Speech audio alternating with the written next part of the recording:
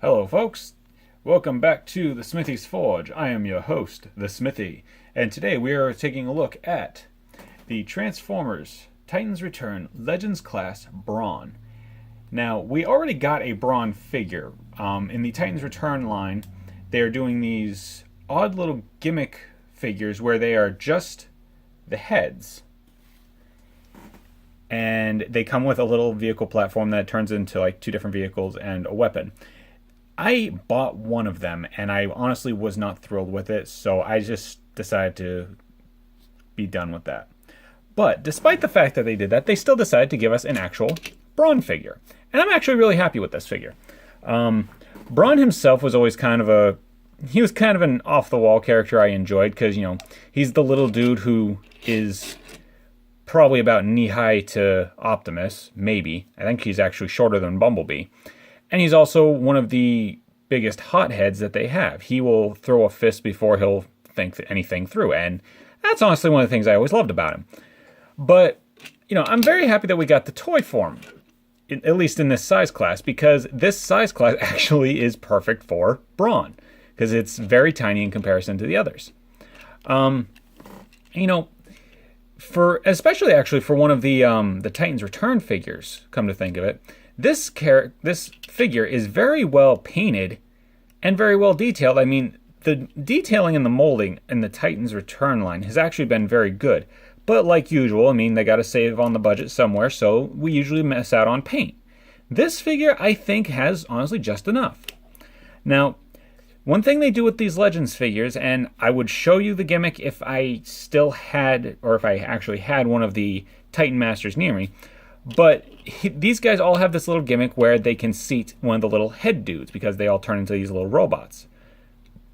So, what he does anyway, is you just grab the top of his truck here and there we go. And you can sit a little dude in there. Is it necessary? No. Are they doing it for the gimmick? Yes. Does it hinder the figure at all? Not in the least. So, I don't complain about it. But no, he's just all around good. I don't have any issues with him whatsoever. Actually, ever since I bought this thing, I basically just carry him around in my pocket wherever I go. I'm at work 8 hours a day, and I'll have this little dude in my pocket, and when I get bored, I just pull him out, start flipping around, and oh yeah, he's fun. And, suddenly I'm not bored. It's a wonderful thing. So, now that we got all that out of the way, let's move on to a couple comparisons here. Now, because I used him in my last video, we're going to use the Last Night Deluxe Class Barricade, so you can get an idea of how he looks. And, vehicle scaling-wise, obviously this isn't accurate at all, but, this is made to look like more like a comic book or a cartoon vehicle. This is made to look like a life-size vehicle-ish. So two completely different things we're going for here. So if you're trying to say, oh, this doesn't look realistic enough, well, guess what? It's not supposed to.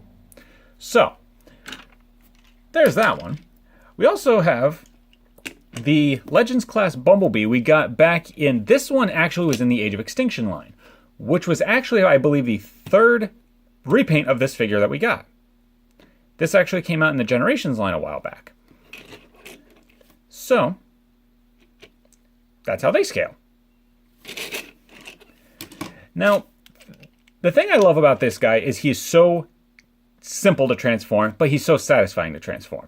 So, to transform him, you're going to take this little piece off of his back here. This will actually become his shield weapon gizmo in robot mode. So you take that, set that off to the side. And you come back here. Easiest way to do it is just kind of grab it and lean it back like that. And I'm doing it upside down, so that makes a lot of sense. Here, why don't I flip it right side up? That way it looks like a normal person is doing it. Hey, look at that. So you grab it like this and you just flip it back. Once you have it flipped back, you just grab it and you flip his legs out like this. Now, if you look, I don't know how well this is going to come off on camera, but his legs are tabbed together. But the way they're tabbed together is a little bit weird because it's actually kind of like a mushroom peg and I don't know what you would call it. It's a mushroom peg and a mushroom peg slot. So you kind of want to stack his legs on top of each other a little bit and slide it down in. And that's how that works. It works perfectly fine, and I actually like that they do that. It helps them hold together a little bit well. You just come around here and you flip his heel spurs out like this. He's got these little notches on, makes it really easy. And you got his feet all done. And that just looks funny. So then you come over to the side here and you kind of just pull his shoulder down a little bit. And grab his arm, pull it down, and you just swivel his hand, or his forearm here, right at the ball joint on his elbow. You do the same thing on this side, just pop that off to the side. And just like that. And you just come up here. His head's a little bit difficult to spin around because of the way it's built. And you just spin his head around like that. And we're done. That was quick. So, here we have Brawn in his robot mode. And if you've ever watched the G1 cartoon or read a comic that Brawn shows up in, you are screaming right now, holy crap, that looks just like him. And it does.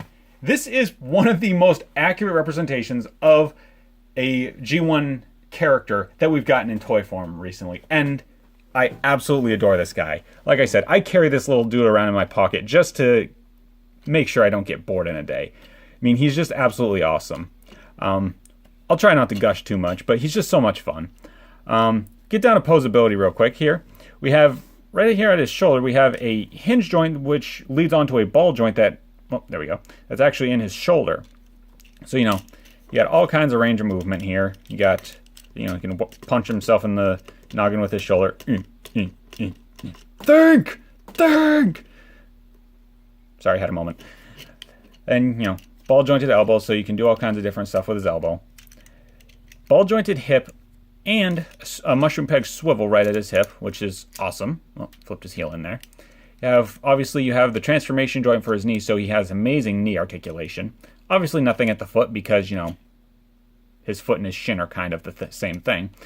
But he just has, his posability is just off the charts. He's great. He doesn't, honestly, the only thing you can complain he doesn't have, and if you complain about this, you're just looking for something to complain about, is he doesn't have a waist swivel or a waist joint. Wah. He's still awesome. So you can take him, take his little shield thing there, peg it into his arm. Now he has a little shield here, like Brawn ever cared about shielding himself from anything. So you have this little shield here, and I guess you could call that a gun, but I don't think I ever saw Brawn use a gun. He always kind of preferred to just punch his way out of a situation, and to each their own. I think honestly it works for him. So there we have Brawn all armed up, and once again, it works for him. And if you really want to, actually, if you don't even want this, and you don't want to leave it off to the side so you might lose it, has a peg hole right here, so you can actually just spin this around and peg it right onto his back there, and look at that. Now, Brawn doesn't need a shield. Why? Because he's Brawn. Wants to fight. Anyway. So, we'll get down to a couple size comparisons here. And I just knocked one of them over. So, we'll bring Bumblebee back in. And, this is actually kind of cool because most of the time with these Generations figures anyway, they get smaller over time. Obviously, budgets change, inflation, all that financial jargon that I don't really feel like going into. So they got to save the money somewhere. So sometimes taking a little bit out of the plastic content and making them a little bit shorter or whatever, that does the trick. But I don't honestly dislike the scaling here. I mean, yes, Bumblebee still has a tiny head, but this is actually pretty good scaling. I mean for the characters, if you're a scale Nazi. But that's neither here nor there. I'm not. Then we'll go in with the Last Night Barricade again because he's gonna probably be my size comparison henceforth. And